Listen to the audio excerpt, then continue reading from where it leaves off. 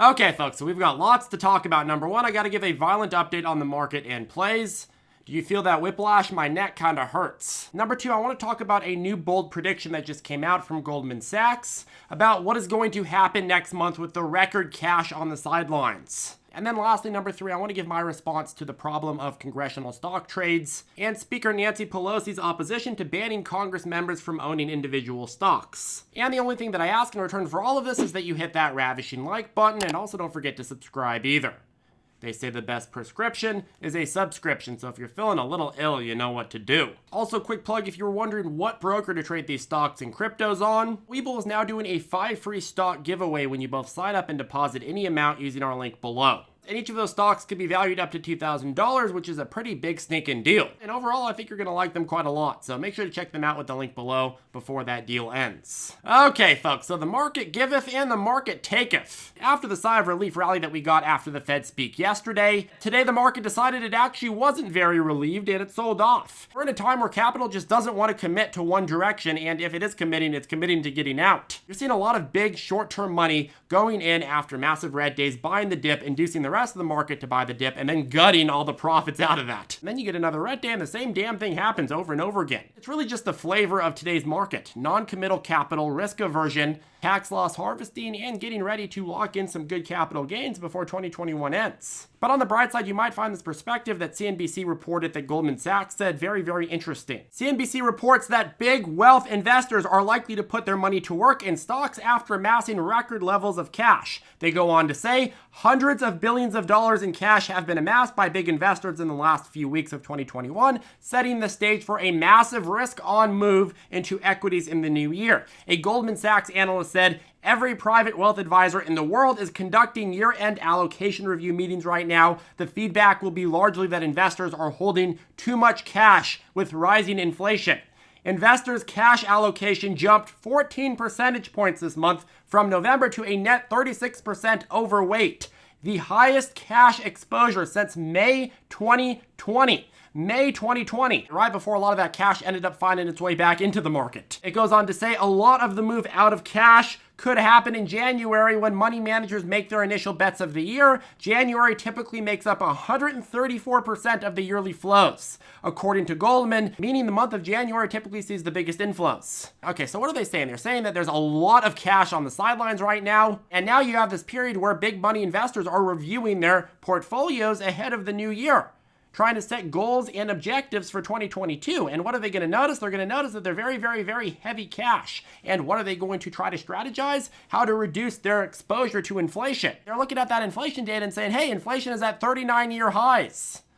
Why the hell are we holding so much cash? Holding cash makes sense if you're playing some sort of three-dimensional chess where you think, hey, wait a second, the Fed is going to overdo their corrections on monetary policy and asset classes are going to get bludgeoned, meaning that you have more value per dollar and you can buy distressed assets at lower prices. But even with the Fed's accelerating hawkishness, bond yields are moderating. The market isn't expecting the Fed right now to overdo it, so you're not seeing the big money expecting the Fed to overdo it. I would almost argue that if you're thinking 2022, especially the first couple of quarters, your biggest threat is still that supply chain issue. And a lot of the tightening that we're seeing from the Fed isn't really going to have much of an effect at all until we get into the summer or even broader out in the year. At which case inflation could easily have a couple more quarters of being hotter than we'd like to see it. So anyways, you're going into these meetings and people are overweight cash and cash is getting inflated at record rates, and you're gonna have a lot of people say, hey, wait, why are we just having this cash sit here not working for us when it's actually losing value? And they're basically speculating that, hey, a lot of this cash could find its way back into the stock market come January. They say that this typically happens in January anyways.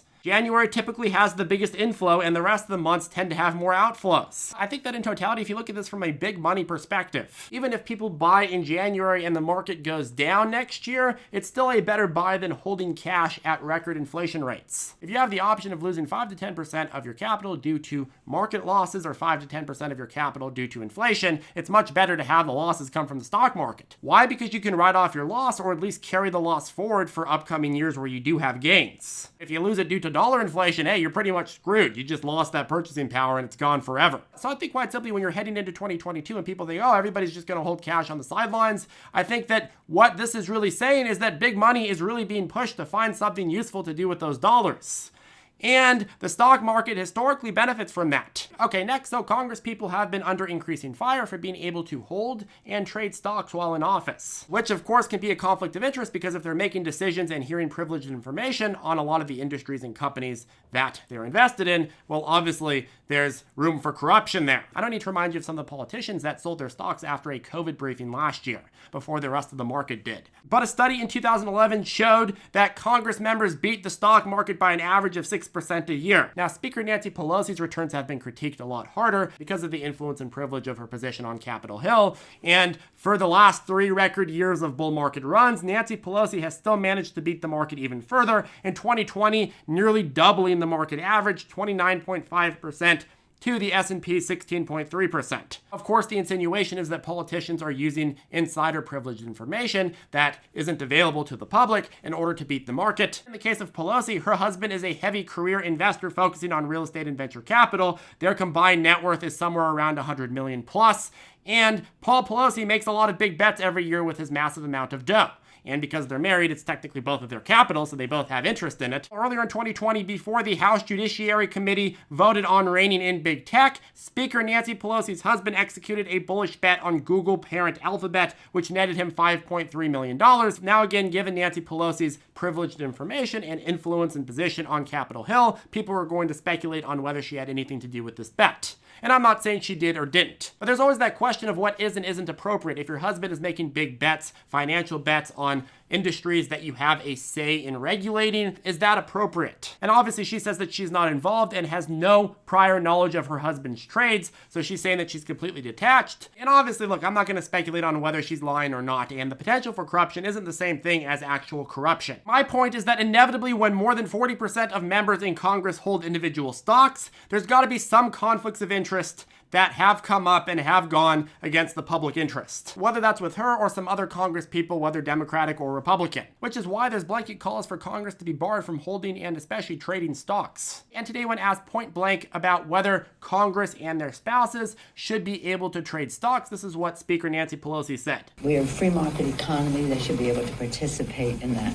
Yes. So she basically says that we are in a free market and that Congress should be able to participate in that. I struggle with my outlook on this issue. On one hand, I don't want politicians that have shunned the stock market and investing their whole life to then go and have to make decisions on my capital gains rates. It's also true that we want to encourage people who have been successful investing in the economy and have been successful business people to run for office. If you discourage investors and business people from running for office, what happens? Well, you get less friendly business policies and investing policies. You get less understanding of that segment. I think it makes sense if you have a very, very high position in government to have to put things in a blind trust. But when it comes down to a congressional seat or even a Senate seat, I don't know that I would discourage people from investing. But honestly, I think there's 2 separate issues here and one big solution for those 2 separate issues. The first one is the privileged insider information problem. If you are briefed on something that the public doesn't yet know about and you make a stock trade in reaction to that private information, that's obviously a big power inequity and it's a complete disaster. But that's an issue that's not just present in Congress, it's also present to a larger degree with insiders of publicly traded companies themselves. But they're allowed to react to what's happening in the company. It's just that they have a very, very strong reporting standard. If an insider in a company decides to buy or sell, they have to inform the public within 2 days of that decision. And if it's a very big transaction, they'll often disclose that far ahead in advance. With Congress, though, the reporting standards are pathetic. You have up to 45 days to report, and many still don't report. That's completely ridiculous. And the penalty for not reporting is extremely small, $200. So honestly, the system that we have right now is not really a reporting standard. It's just like yeah, you can report if you want, and then if you get caught, maybe, then you have to pay $200. So a simple way to improve upon this problem is to require Congress to report within a 2-day time period, if not before they make the transaction, dramatically increase the penalties, make the penalties a percentage of the total transaction that you made. And then after that, you have to increase the enforcement because if nobody's getting caught, then it doesn't even matter if you have penalties. And what would happen if you did this? Well, all of a sudden, the public would know exactly when their Congress people are buying and selling stock. Sure, bad actors would still get an edge if they're acting on insider information, but we do have laws on the books that say, hey, you can't buy and sell based on private information. If the reporting standards were higher, Congress people would know, hey, wait a second, people are watching me do this shite. They'd be less likely to skirt those rules or even create that idea that they're skirting the rules. Right now, they could just say, oh, my accountant made a little reporting error. Oh yeah, we just did an automated sell on that right before the pandemic lockdowns. It was a coinkydink. Yeah, I don't know. felt very bearish on the market all of a sudden after I walked away from that secret intelligence briefing. I don't know. It wasn't related to the briefing. It was just, my fundamental analysis changed dramatically. If you had something close to instant reporting standards, this wouldn't be a fraction of the problem that it is today. Secondly, there's also the problem with influence.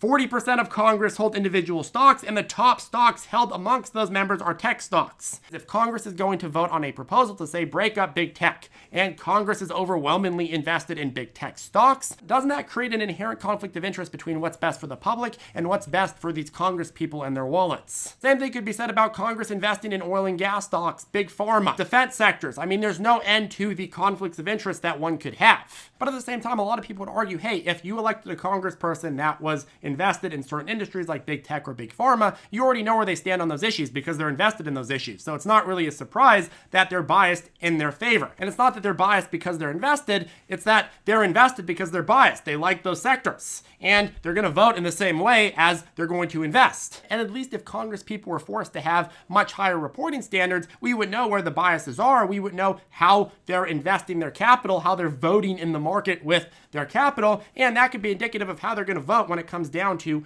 the Capitol Hill. At the end of the day, honestly, Congress is very ripe with conflicts of interest everywhere. I mean, you think about it this way. Congress is allowed to take donations for their campaign to get into power from groups that are lobbying for certain agendas. What's the difference between that and actually being invested in those industries themselves? Both give tangible benefits to the congressperson for being biased in the favor of that industry. But at least with donations, you have a much higher reporting standard, so you can at least see where your congressperson's biases lie. And you can decide for yourself whether you agree or don't agree with where they're taking donations from. And the same thing could be said about investing. But anyways, folks, I just want to give you my thoughts on this issue. Very, very convoluted and problematic area. Make sure to come to your own conclusion, by the way. This isn't a place where I'm trying to push an agenda. Anyways, folks, that caps off this video. If you'd like to join us on ZipTrader U, we do have coupon code HOLIDAY25, which will get you a discount. We did raise the price after the Black Friday sale, but if you do want to get in on our lifetime access for the daily morning briefings, our step-by-step lessons, and the private chat, I'll go ahead and put a link to that below. If you're wondering what broker to trade these stocks on, well, Webull does give 5 free stocks when you sign up and deposit with our link below.